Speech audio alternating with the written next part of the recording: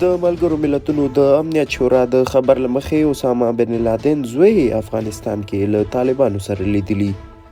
زیاته شوې چې د اسامه بن لادن زوی عبدالله د تیر کال په اکتوبر میاشت کې د طالبانو سره د لیدو په موخه افغانستان ته سفر کړی.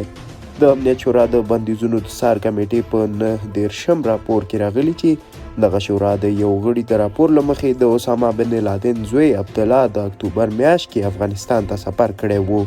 خو طالبانو په دې وروستیو کې ویلي چې هیڅ ترهګرې ډلې سره اړیکې نه لري او وایي د افغانستان خاوره به د کوم هیواد پر ضد ونه کارول شي.